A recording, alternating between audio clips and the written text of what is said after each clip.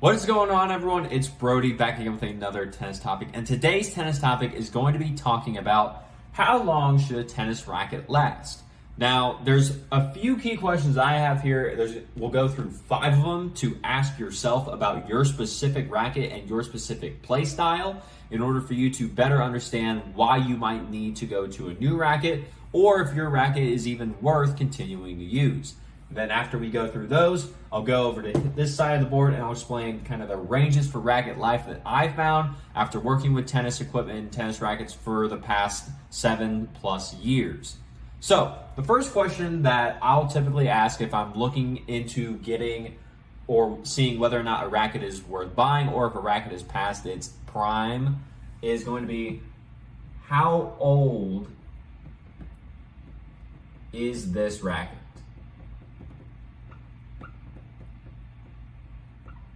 And I ran out of room. Okay. So, how old is the racket? So, the big reason that you want to know how old the racket is that you're either playing with or that you're looking at purchasing is the fact that based off when it was made, the material used inside the racket may have started to deteriorate. Rackets do have a shelf life to them, so that's why you may see some companies just come out with new versions of them every, I'll say, 2 to 3 years. Sometimes even a little bit longer if something happens or they get delayed.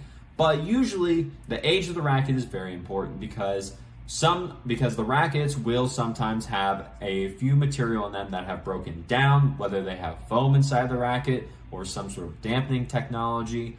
If they have broken down over time from whether it be excessive use or just from the material starting to just lose some of its life just from sitting, that's where you can really find that the rackets will start to hurt you rather than help you because they're not absorbing as much of the impact, they aren't playing to what they should be, and it just feels off. If you've ever played with a racket that you're just like, something's not right here, it might just be that the racket's very old. And that's why you would want to know how old you're looking at for the racket, just to kind of get an idea of whether or not that may be the first big major red flag in terms of why you should even be looking at this thing. So number 2 is going to be, how often do I use this?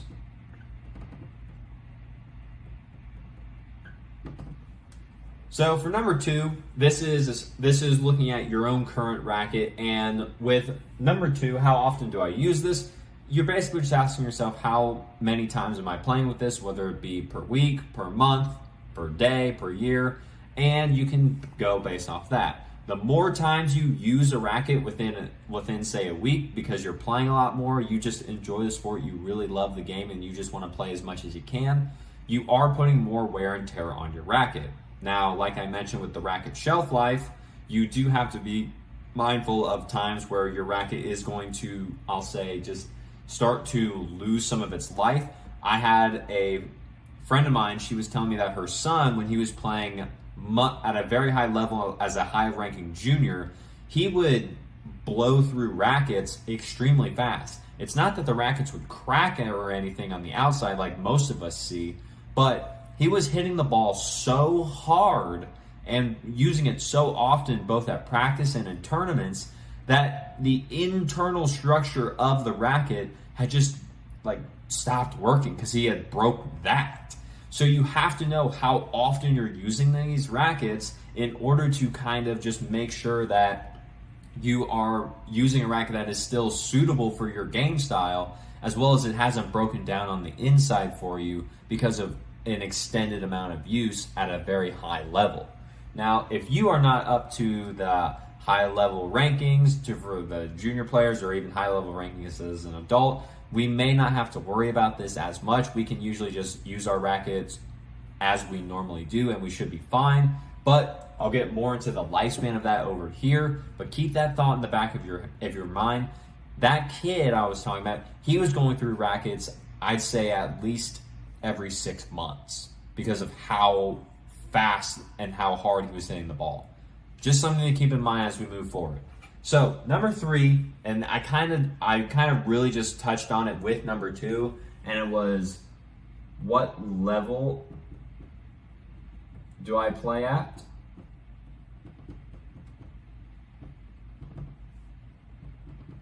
So for the example I gave with the kid who is a high-ranking junior, he was playing at an extremely high level, very much tennis all the time. He was playing an extreme amount, and he was playing against people that were also competing at the highest level with him, to where they were hitting the ball a lot harder at him. They were hitting the ball in extreme ways, and they just had to just be battering their rackets because of the rallies that they were having. So you have to take into account the level you're playing at. If you're just playing like once a week here or there, and it's just you and your friends, you're just there to have a good time, you're not necessarily competing at an extremely high level, then your racket's not going to deteriorate as much or break down because you're not using it up to that high of a level or that high of a capability. So by that logic, you've just extended the amount of time that you can keep your racket because you're not breaking down the inside materials. You're just using it here maybe for fun or something else like that. So that way you can just keep using the same racket you love because you just love playing with it. And for how often you play, you don't need anything else. And that's okay. No harm there. As long as you're playing, I don't care. I just hope you're playing because it's fun, it's enjoyable. I personally love it, and I hope you do too. Now, number 4 is how hard are you on your racket? Now, what I mean by hard is that, I'll leave it there. How hard are you on it? Here, I'll write on it. So what I mean by how hard are you on it is how much do you scrape the racket on the ground going for low shots? How many times, if you get mad, do you throw your racket? Does your racket touch the ground? Just how rough physically are you with your racket? That can be whether it's from playing, but in this context, I'm really using it more so as a fact of how many times is your racket hitting the ground when you know it probably shouldn't be. I know, I do it too, all the time.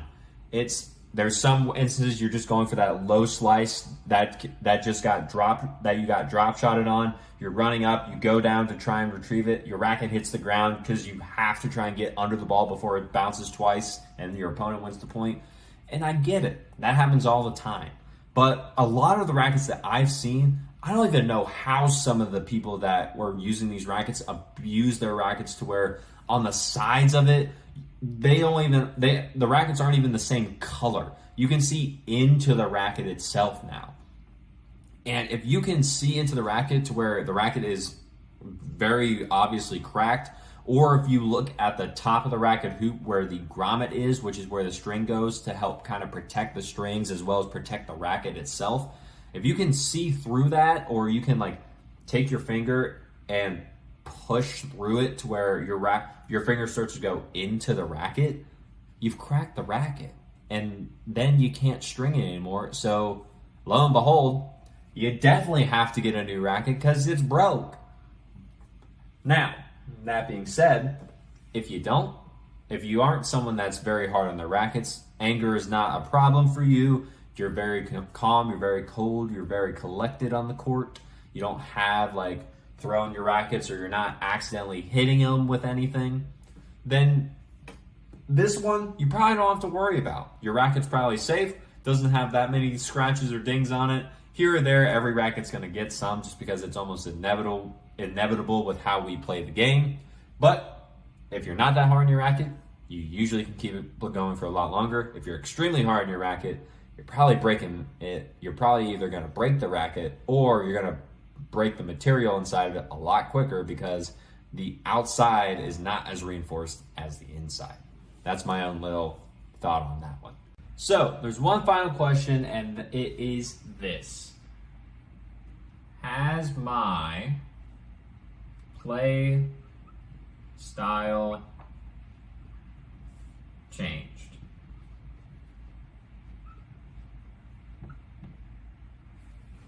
Now, the reason that this is so important is that when we first start out with tennis, we're probably looking for a little bit more help with power. So we go and try quite a few rackets out, and we find one that helps us best fix that problem. But as we continue to play, we maybe get a little bit more coaching, we take some private lessons, we just play more and more. Our play style tends to evolve along with us the more we learn about the game. So if we eventually start using more of a spin-oriented game rather than a power-oriented game, that's where we can find that maybe going to a new racket makes sense. And we can actually justify switching rackets even though our current racket isn't broke or it's not worn down. It just doesn't fit our play style anymore. It fulfilled its need at the time, and now we've just kind of grown apart from it. And that's okay. But if you're wanting to make that switch, always be sure to demo the rackets first that you're wanting to switch to, just to make sure that it does everything you need, as well as that it works with your game style and doesn't actually end up hurting you like some rackets can do if you're not used to how they feel, the stiffness of them, or how they play. So, we've gone through all the 5 questions, and now we'll go through the ranges for the racket's life. Now, range number 1, and this one is going to be a little bit more extreme than most, is going to be 1 to 2 years.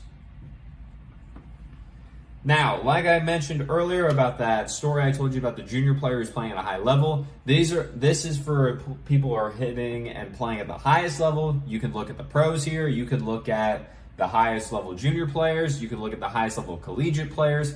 You're usually looking at getting new sticks every 1 to 2 years. And I'm not saying you have to change rackets. I'm just saying that you would buy like a brand new version or like a brand new one of the exact same racket you're playing with. So let's say that you play with the Babolat Pure Drive and then you played 1 year or 2 years for college with it. Now, even though the new version hasn't come out, you just get a few new Pure Drives because you've worn down the old ones. That's what I mean by here by 1 to 2 years after you go through these questions. Now, if you're like me, that is not me. I don't do that. And if you're like me, this is the next category that we typically fall into. So, and that, here I have 3 to 7 years.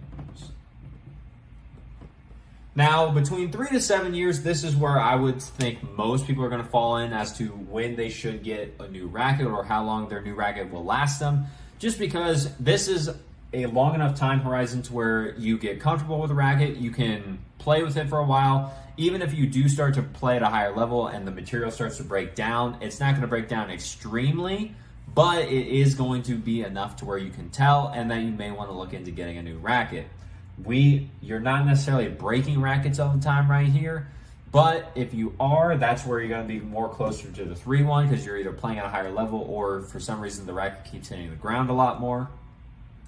Or if you're here more towards the 7 years, you're just taking care of your racket a little bit better. You're making sure to get it restrung when it needs to. You're not keeping the string in there, and you're just trying to make it last as long as possible. But this gap is also enough time to where you could potentially have a major change in your game style, and that's why you have such a long window here to actually be sure that this is the racket you're going to use, or go to a new racket because you've played with it long enough to be like, this isn't what I want for my current game, so let's try and look at a new racket.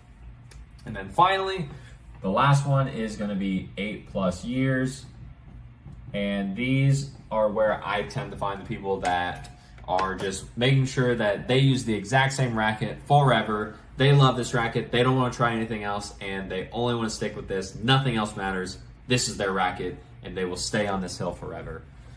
And that's completely okay. If you love the racket, as long as you're making sure to get it restrung, it's not hurting your arm, and you can keep playing with it, then I say by all means, go for it, take your chances with it. But just be sure to take proper precautions and make sure that you are keeping it up to date so you don't get any arm issues or anything like that happening to you. So, with that being said, that's all I've got on this. So, if you have any questions, please leave a comment down below, as well as I'll try and get back to them as soon as I can. With that, if you enjoyed the video, leave a like on it. Subscribe to the channel so that we can grow the channel, get the information out there from the people that have it to the people that need it. There's a lot of tennis misinformation in the tennis community, so I took it upon myself to make this channel so that we can get rid of that and get the information out there from the people that have it to the people that need it. And, as always, take care.